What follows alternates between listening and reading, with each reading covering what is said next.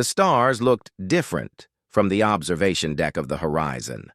Commander Jack Morrison stood with his hands behind his back, watching the massive space station grow larger on the view screen. Outpost Meridian was neutral territory, built by a dozen alien species for meetings and trade.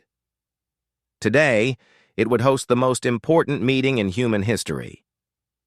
"We're receiving their docking codes now," said Amy Chen, the diplomatic officer standing beside him. She was young, only 32, but she had trained her whole life for this moment. First contact with an alien empire. Jack nodded. "Send our acknowledgement. Let's not keep them waiting."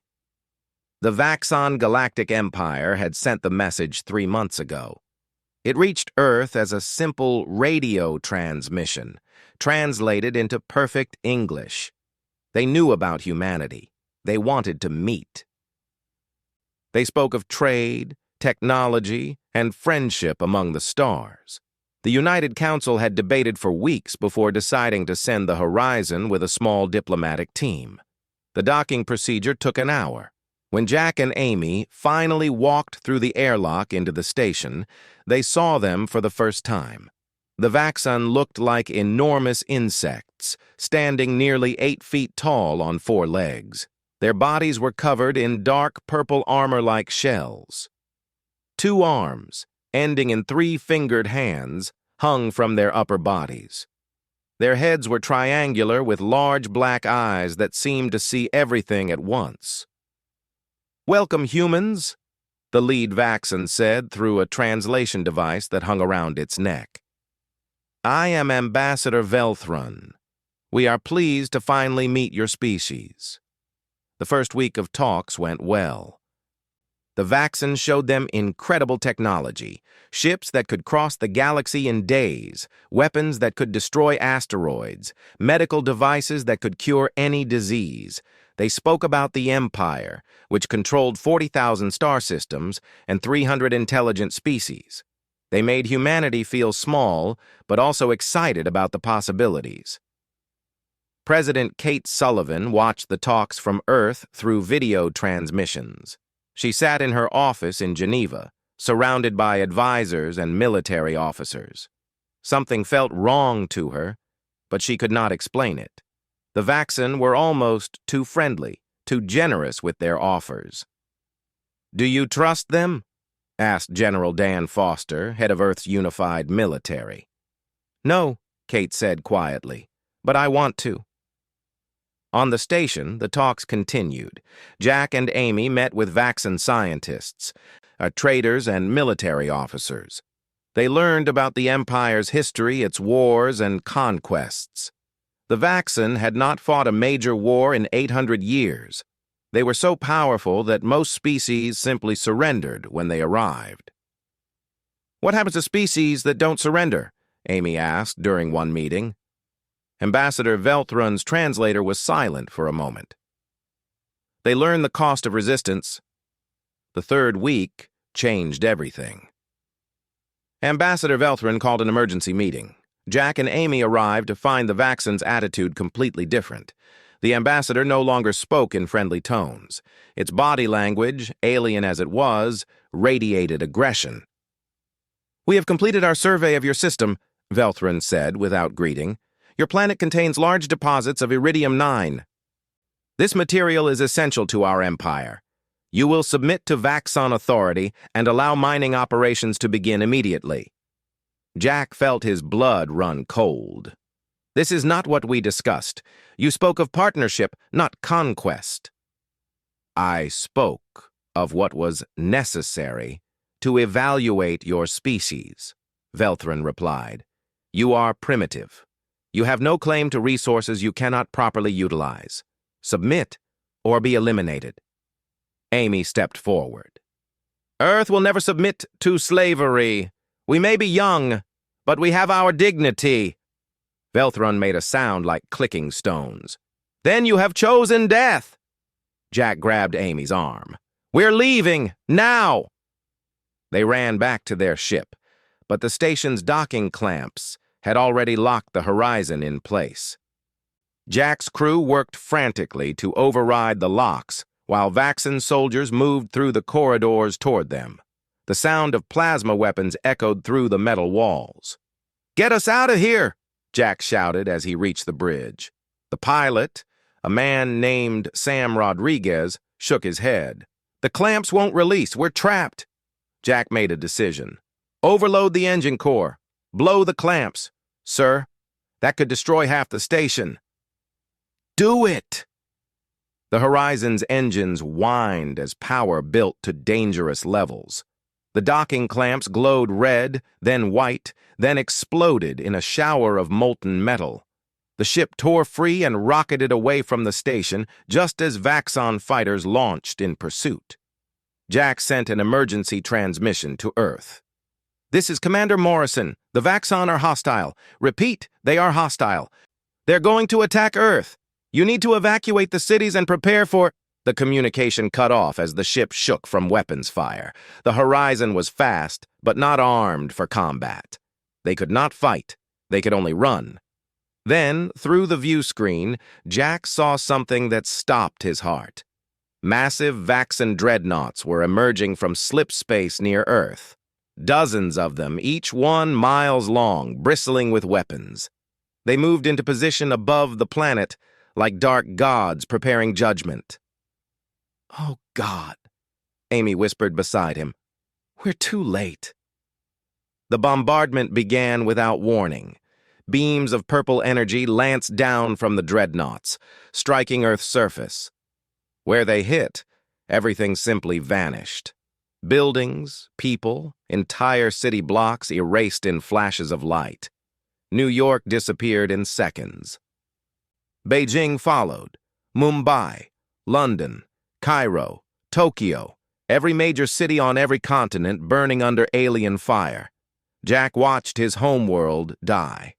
The sensors showed temperature spikes across the planet, billions of life signs winking out like candles in the wind. He wanted to scream, to cry, to do anything, but his body would not move. He could only watch. "Commander, we have to jump to slip space," Sam said, his voice breaking. "More fighters are coming." Jack nodded numbly. "Set course for Mars colony. We need to warn whoever's left." The Horizon jumped, leaving Earth behind. The last thing Jack saw was his planet wrapped in fire, continents burning under the alien assault. 7 billion people were dying, and he could do nothing to save them. The war had begun. Humanity had lost the first battle before they even knew they were fighting, but Jack Morrison made a promise as he watched Earth burn. The Vaxxon thought they had destroyed humanity. They were wrong. They had only made humanity angry, and humans, Jack knew, were very dangerous when angry. 6 months had passed since the attack. Commander Jack Morrison, now General Morrison, stood in the command center buried 2 miles beneath the Rocky Mountains. The room hummed with the sound of computers and ventilation systems.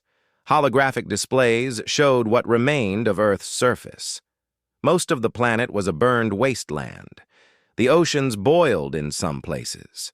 Entire forests were gone, turned to ash. But humanity survived.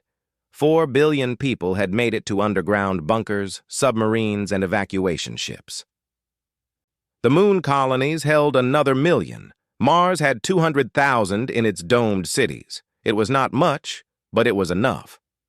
"General, we have incoming transmission from Mars," said Captain Ben Carter, a young officer who had been on leave when the attack happened. His entire family died in Seattle. Now he lived only for revenge. The hologram flickered, showing a woman in a white lab coat. Dr. Lisa Hayes ran the research facility on Mars called Haven 7. She was brilliant, one of Earth's best scientists before the war. Now she worked on weapons. "General Morrison, we've made a breakthrough," Lisa said, her eyes bright with excitement. We've been studying the Vaxon wreckage from their scout ships. Their technology is advanced, but their military thinking is not. They haven't fought a real war in 800 years. They rely on overwhelming force because they've never needed strategy. Jack leaned forward. What are you saying? I'm saying we can beat them. Not with numbers, but with tactics. They're slow, predictable, and arrogant. They think we're already defeated. Lisa pulled up technical diagrams. I've also found something interesting. Their faster-than-light drives use iridium-9, the same material they're mining from Earth. Without it, their ships are just slow metal boxes. Ben spoke up. So if we cut off their supply, we cripple their fleet? Exactly, Lisa confirmed. But there's more. I've been working on something using their own technology against them. I call them quantum slipstream missiles. They create unstable wormholes that can collapse a star system if detonated near a sun. The room fell silent. Jack understood what she was describing, a weapon of total destruction, a way to kill billions with a single shot. That's genocide, someone whispered. They killed 7 billion of us, Ben said coldly.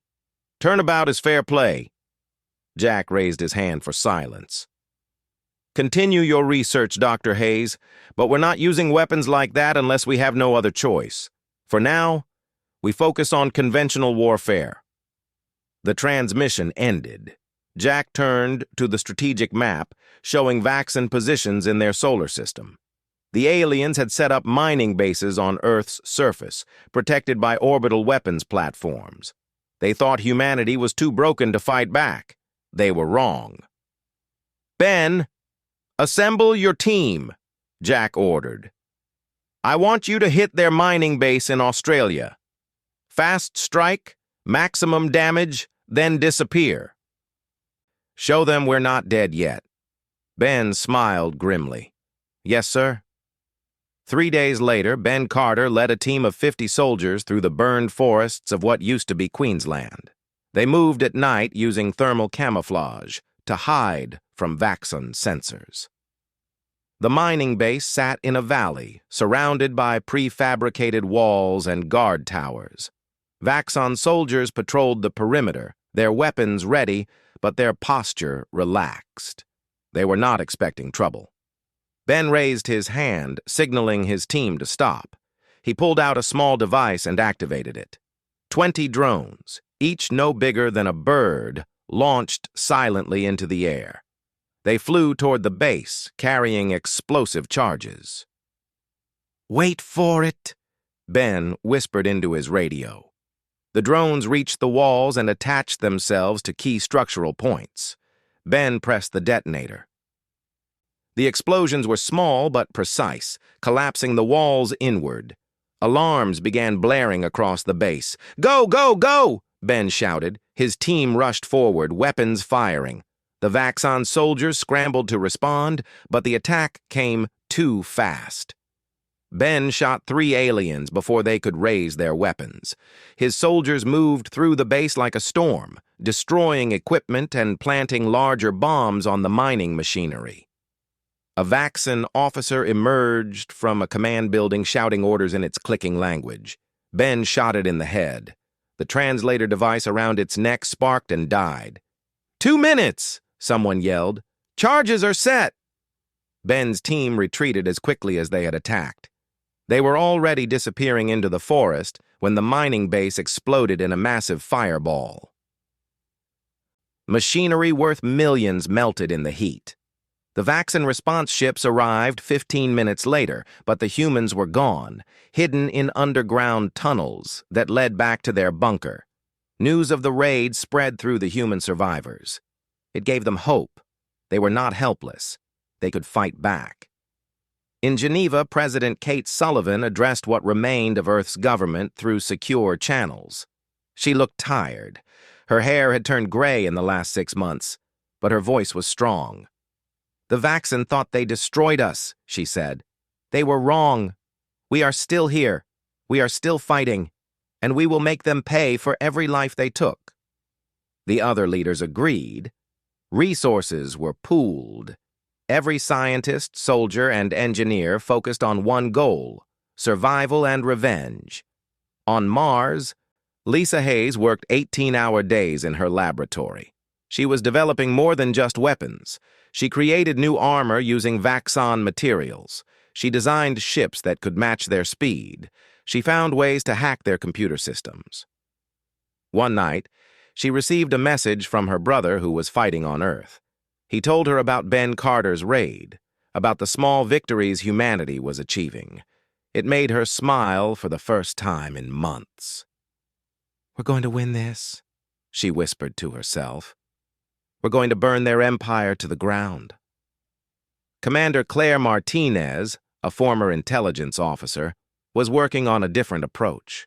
She had captured a Vaxxon supply ship and was studying their language and culture.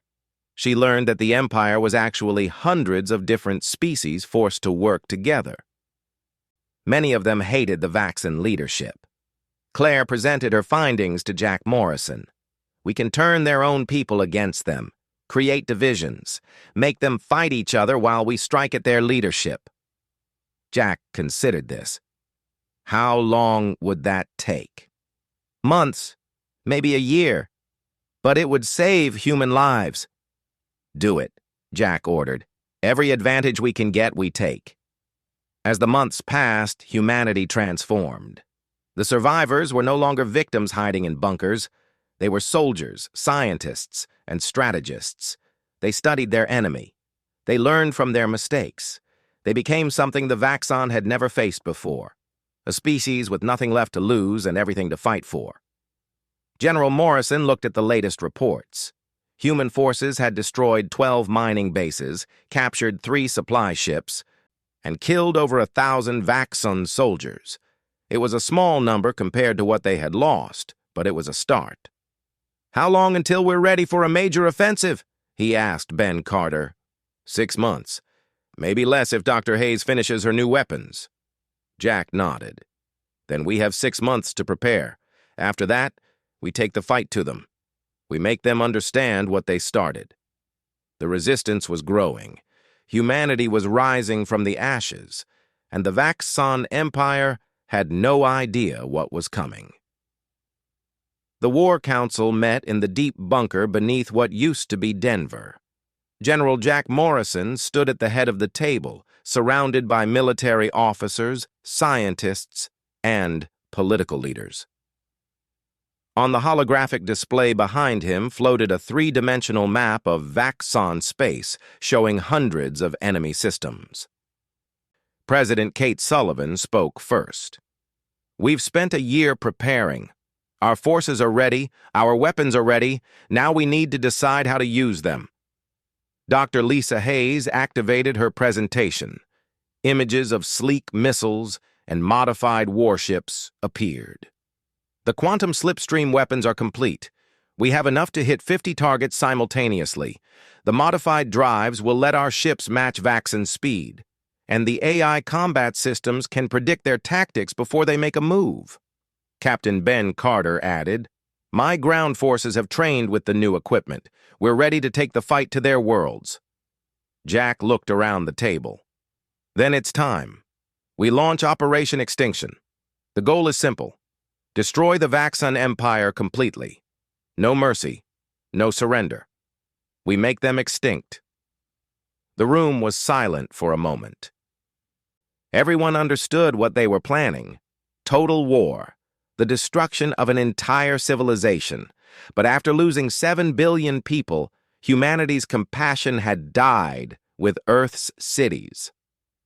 "The first target is their command station in this sector," Jack continued, pointing to the map. "We need intelligence before we can strike their core systems. Commander Martinez, you'll lead that mission." Commander Claire Martinez nodded. She was a thin woman with sharp eyes and a sharper mind. Before the war, she had been a spy. Now she was humanity's best hope for infiltrating enemy territory. "I'll need a small team," Claire said, "and that captured Vaxxon supply ship." "You'll have whatever you need." 2 weeks later, Claire's ship approached the Vaxxon command station orbiting a gas giant. The station was massive, a city in space housing thousands of aliens. Supply ships came and went constantly, carrying materials to support the mining operations on Earth and other conquered worlds. Claire sat in the captain's chair, wearing a stolen Vaxxon uniform that had been modified to fit her human body.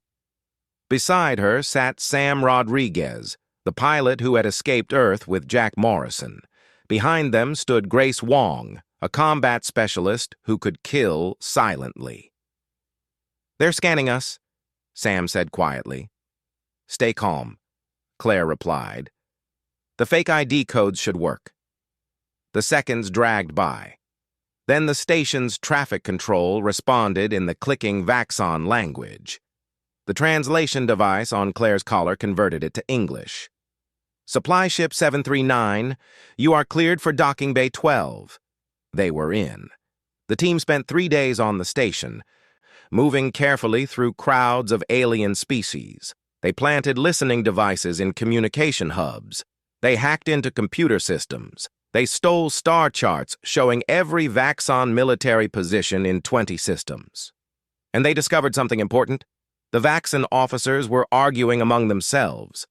Some wanted to increase forces on Earth. Others wanted to pull back to protect core systems. The Empire was not as unified as it appeared. On the 4th day they prepared to leave, but as they walked back to their ship, a Vaxxon security officer stopped them. It spoke in clicking sounds, demanding identification. Grace moved first. Her blade flashed in the dim light, cutting through the alien's throat before it could call for help. But another guard saw them. Alarms began screaming across the station. "Run!" Claire shouted. They sprinted through corridors as Vaxxon soldiers gave chase. Sam reached the ship first and fired up the engines. Claire and Grace dove through the airlock just as plasma bolts burned the air behind them. The ship tore away from the docking bay, metal screaming as it scraped against the station walls. "Jump to slip space," Claire ordered. "Get us out of here." The ship vanished in a flash of light, leaving the confused Vaxxon behind. They had the intelligence they needed. Now, the real war could begin. General Morrison reviewed the stolen data with his officers. "They have a fortress world called Draxis Prime protecting their main supply route. If we take it out, we cut off resources to 50 systems. Their defenses are strong," Ben Carter noted. "Orbital platforms, shield generators, ground forces." "Then we hit them differently," Jack said. "No direct assault. We use quantum mines, plant them around the orbital platforms, detonate them all at once. The platforms fall, the planet is vulnerable." The attack happened 1 week later. 50 human warships emerged from slip space at the edge of the Draxis system. They moved fast, launching thousands of small mines toward the orbital defenses. The mines were tiny, hard to detect, and powered down until they reached their targets. The Vaxxon defense fleet reacted slowly. They were used to enemies that announced themselves with pride. By the time they realized what was happening, it was too late. "Detonate," Jack ordered from his flagship. Space lit up with explosions. The orbital platforms shattered, pieces spinning into the planet's atmosphere.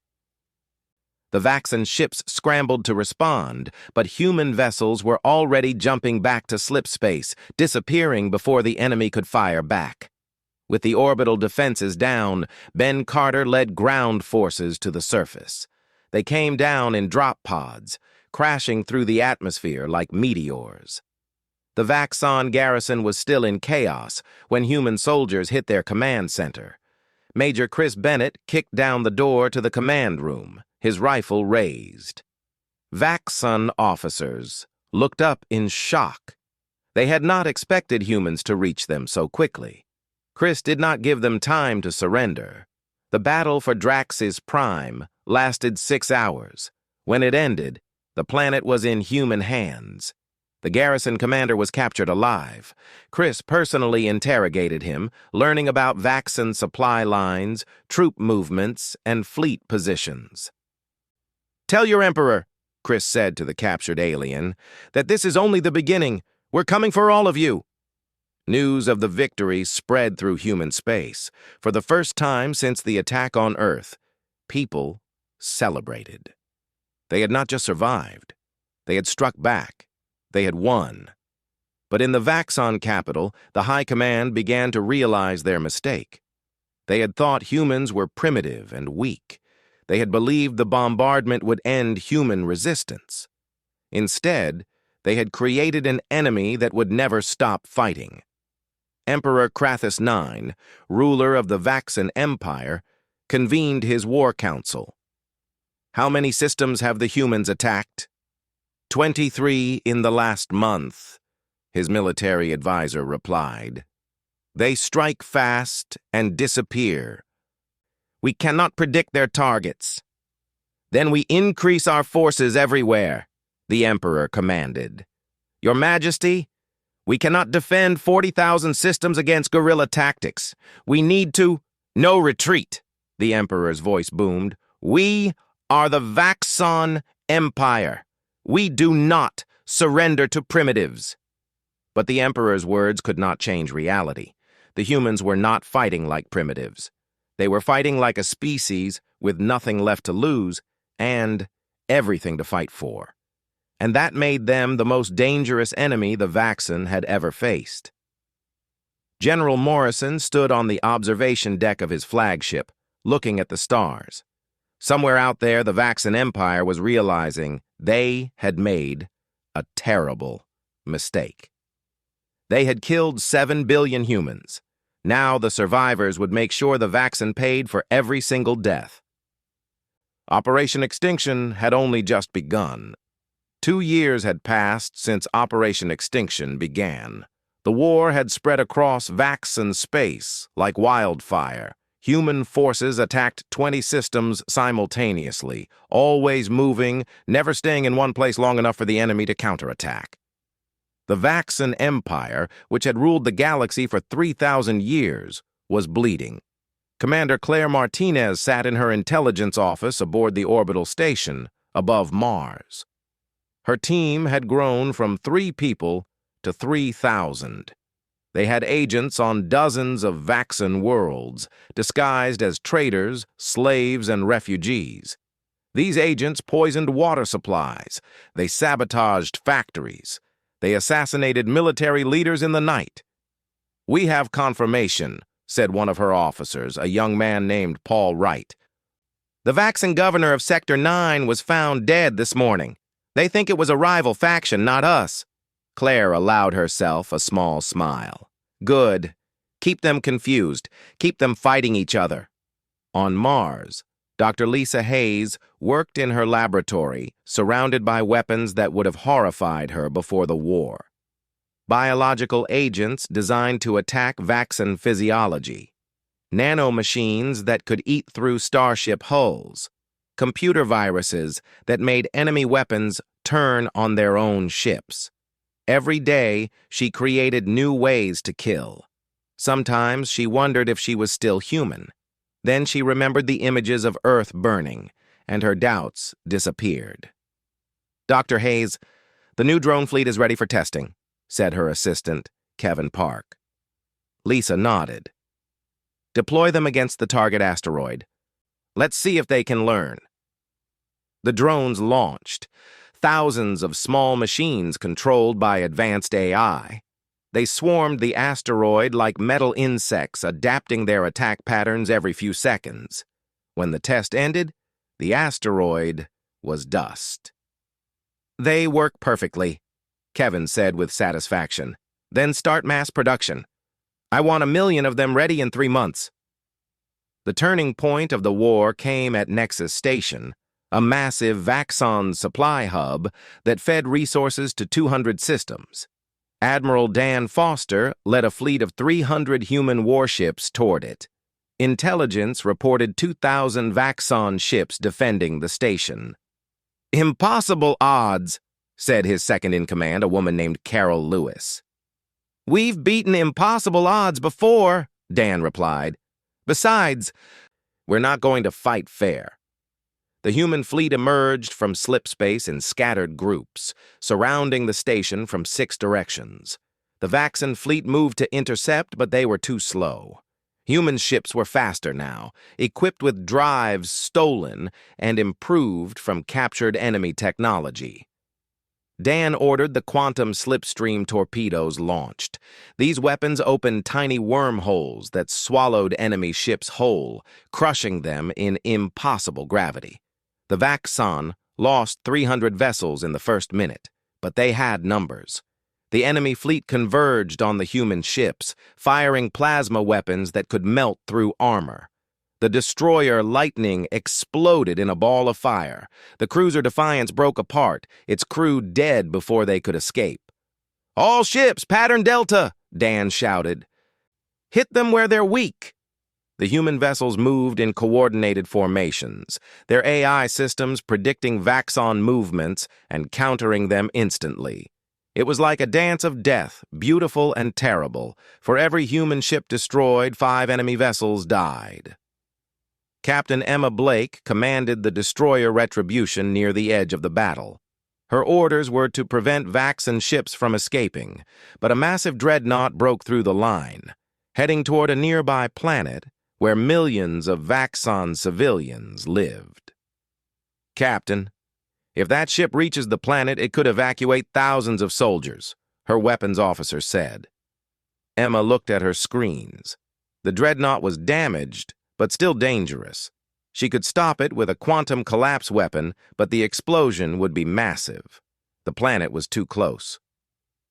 "Arm the quantum weapon," she ordered quietly. "Captain, the planet—" "I know!" Emma's voice cracked. "Arm the weapon!" The torpedo launched. It struck the dreadnought and detonated. Space itself seemed to fold inward, creating a brief black hole that consumed the enemy ship. But the shockwave continued, hitting the planet's atmosphere. Cities on the surface exploded. Millions of lives ended in seconds. Emma stared at the screen, her hands shaking. "Oh, God, what have I done?" The Battle of Nexus Station ended with human victory. 800 Vaxxan ships destroyed, the supply hub captured. But the cost weighed heavily on those who survived. General Jack Morrison received the reports in his command center. The numbers showed a great victory, but Emma Blake's report troubled him. She had killed millions of civilians. Yes, they were enemy civilians, but they were still civilians. President Kate Sullivan called an emergency meeting. "We need to discuss what happened at Nexus Station." Emma Blake followed her orders. Ben Carter argued. "The enemy was escaping. She stopped them." "She committed genocide," said another officer. "We're becoming what we hate." Jack raised his hand for silence. "We're at war. People die in war. The Vaxxan killed 7 billion of us without hesitation. We cannot afford to show weakness." "But if we lose our humanity while fighting for survival, what's the point?" someone asked. The debate continued for hours. Some officers wanted to punish Emma, others wanted to give her a medal. In the end, Jack made the decision. "Captain Blake will receive a formal reprimand," he announced, "but she will continue to serve. We cannot change what happened. We can only try to prevent it from happening again." Emma Blake did not feel relieved by the decision. She requested transfer to ground forces, unable to command a ship anymore. The nightmares of the dying planet haunted her sleep. As the war continued, more stories like Emma's emerged. Human soldiers who went too far. Scientists who created weapons too terrible to use. Leaders who ordered strikes that killed innocents along with soldiers. The line between justice and revenge blurred. Claire Martinez found herself questioning her work. Her agents had poisoned a water facility on a Vaxxan colony world. Military leaders died, but so did hundreds of civilians who drank the water. She had given the order without thinking about the consequences. "Are we the good guys anymore?" she asked General Morrison during a private meeting. Jack looked tired. His hair had turned white. I don't know, but I know we're going to survive, and I know the vaccine will never hurt another human world. The vaccine empire was crumbling. Internal conflicts weakened their military. Conquered species began rebelling, seeing that their masters could be beaten.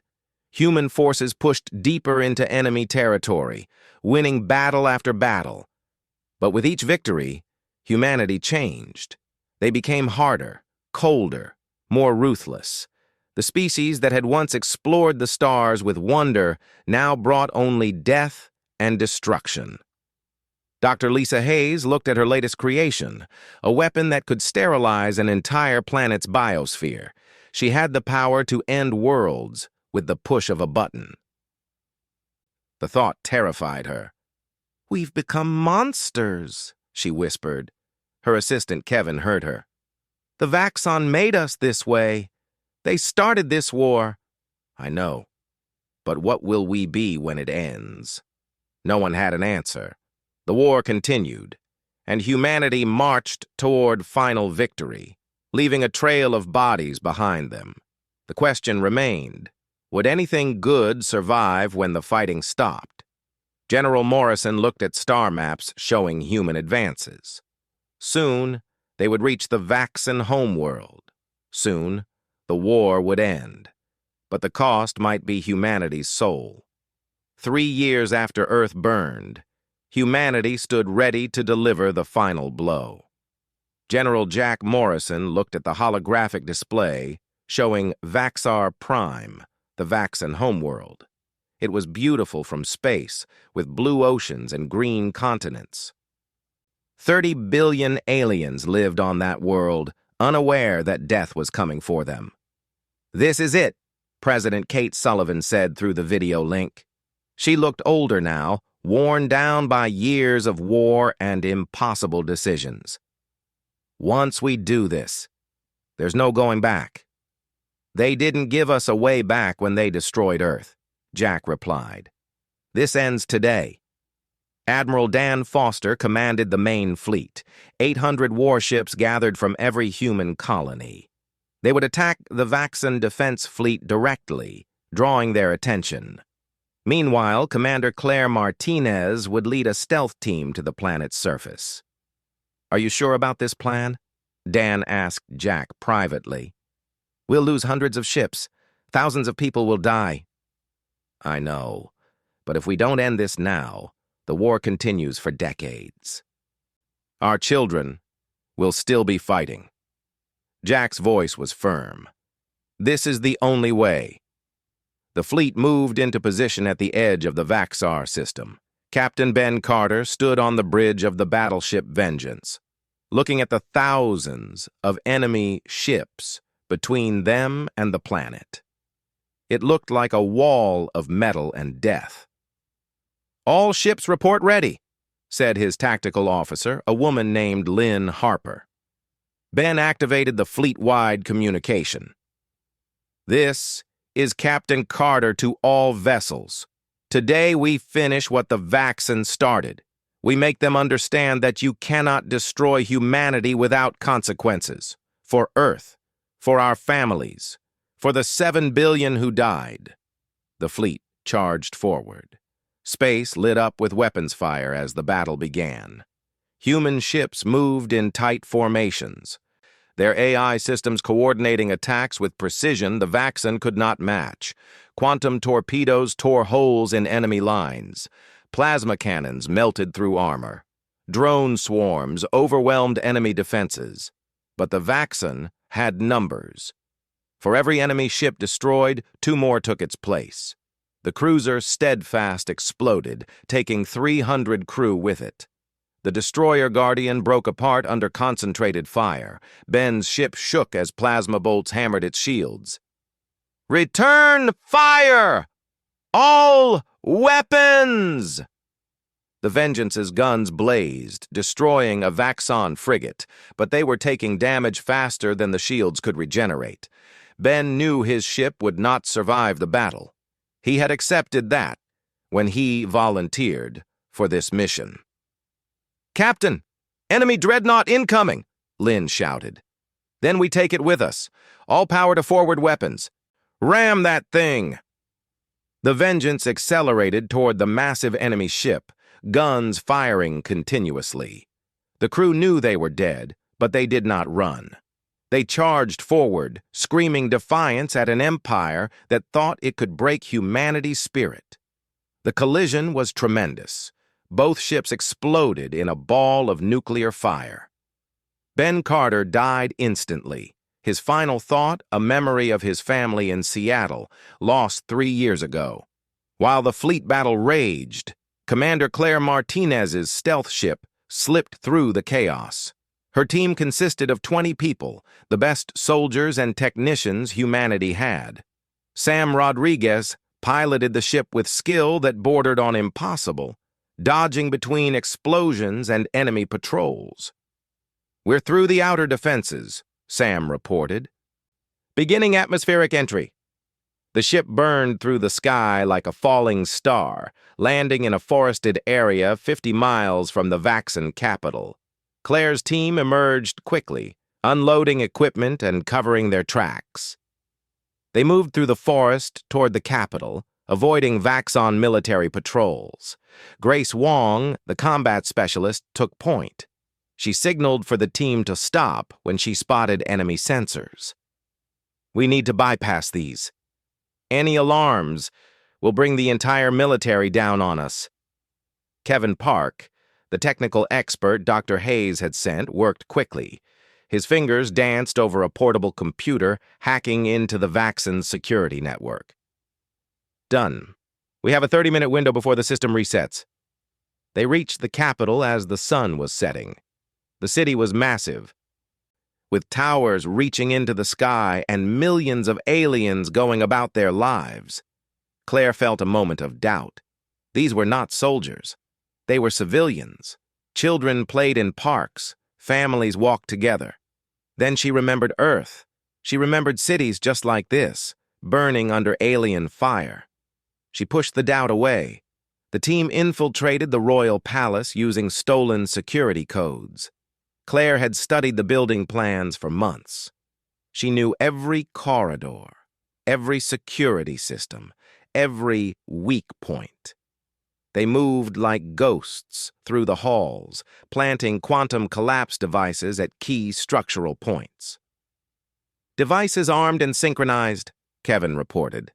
"They'll detonate in sequence, triggering a chain reaction in the planet's core." "How long until we can activate them?" Claire asked. "We need to be in orbit first." "The explosion will be—" Kevin paused, unable to finish the sentence. He knew what they were about to do. Suddenly, alarms screamed through the palace. Vaxxan soldiers rushed toward their position. Grace opened fire, her weapon cutting down the first wave. But more kept coming. "Get to the roof!" Claire shouted. "Sam, we need pickup now!" The team fought their way up through the palace. Soldiers fell, but so did humans. Grace took a plasma bolt to the shoulder. Kevin was hit in the leg. They left trails of blood as they climbed. The stealth ship appeared above the palace, its weapons firing to clear a landing zone. The surviving team members scrambled aboard. Grace was the last one up, covering their retreat until a plasma bolt hit her in the chest. "Grace!" Claire screamed. Grace smiled through the pain. "Finish it," she whispered, and fell. The ship rocketed into space, pursued by Vaxxan fighters. They barely made it back to the fleet. "Devices are armed," Kevin reported, his leg bandaged but still bleeding. "Waiting for your order, General." Jack Morrison stood on his flagship, watching the battle. Human casualties were massive. They had lost 300 ships, 30,000 people dead. But the Vaxxan fleet was breaking. They had never faced an enemy that refused to give up. In the throne room of the royal palace, Emperor Krathus IX watched the battle through displays. His military advisors reported disaster after disaster. The human fleet was winning. "Your Majesty, we must evacuate," one advisor urged. "The planet is in danger." For the first time in his long life, the Emperor felt fear. These humans were not like other species. They did not fear death. They welcomed it if it meant destroying their enemies. A communication came through from the human fleet. General Morrison's face appeared on the screen. "Emperor Krathus," Jack said coldly, "this is your only chance. Surrender now. Order your fleet to stand down. We can end this without more death." The Emperor's pride warred with his survival instinct. "If I surrender, will you spare my people?" Jack was silent for a long moment. "I don't know I want to. But after what you did to Earth, I don't know if I can." "Then we have nothing to discuss," the Emperor said, cutting the communication. Jack looked at the faces of his officers. He saw doubt in some eyes, hope in others, bloodlust in a few. "General," President Sullivan said through the link, "you have authorization to proceed. Finish it." Jack closed his eyes. He thought of Earth, burning. He thought of the 7 billion dead. He thought of Ben Carter, Emma Blake, Grace Wong, and all the others who had died fighting this war. "Activate the devices," he ordered. Kevin pressed the button. On Vaxar Prime, the quantum collapse devices detonated in sequence. Energy cascaded through the planet's core, destabilizing the fusion reactions that powered the world. The planet's sun, linked to the devices through quantum entanglement, began to collapse. Emperor Krathus felt the ground shake. He walked to his window and looked up at the sky. The sun was growing brighter, hotter, expanding. "So this is how it ends," he whispered. The supernova consumed Vaxar Prime in seconds. The planet, the capital, the 30 billion people, all gone in a flash of light. The shock waves spread through the system, destroying everything it touched. The human fleet jumped to slipspace just before the wave reached them. They watched from a safe distance as the Vaxan homeworld ceased to exist. The silence in Jack's command center was absolute. They had won. The Vaxan Empire was finished, but the cost was unimaginable. "We killed 30 billion people," someone whispered. "They killed 7 billion of ours first," another replied. Jack Morrison felt nothing. No joy, no satisfaction, just emptiness. Within a year, the Vaxan Empire collapsed completely. Conquered species rebelled. Regional governors fought among themselves. The great empire that had ruled for 3,000 years died without its heart. Humanity began rebuilding Earth. The surface was still scarred, but life was returning. Cities rose from the ashes. Population centers spread across the Moon and Mars. General Morrison, now simply Jack Morrison again, stood in what used to be New York City. A memorial wall held 7 billion names, every person who died in the attack. He placed his hand on the cold stone. "We won," he said to the empty air. "But I'm not sure it was worth it." President Sullivan gave a speech to the surviving humans, broadcast across all colonies. "We are still here. We survived. The Vaxan Empire is gone, destroyed by their own arrogance. Let this be a message to the galaxy. Humanity will never be victims again." Human ships departed to explore former Vaxan space. New colonies were established. The age of human expansion had begun. But those who fought in the war carried scars that would never heal. They had saved humanity but lost something precious in the process. They had become the very thing they feared, a species capable of genocide. Jack Morrison watched the ships leave from Earth's surface. Humanity had survived, but at what cost? Only time would tell if they could rebuild not just their cities, but their souls.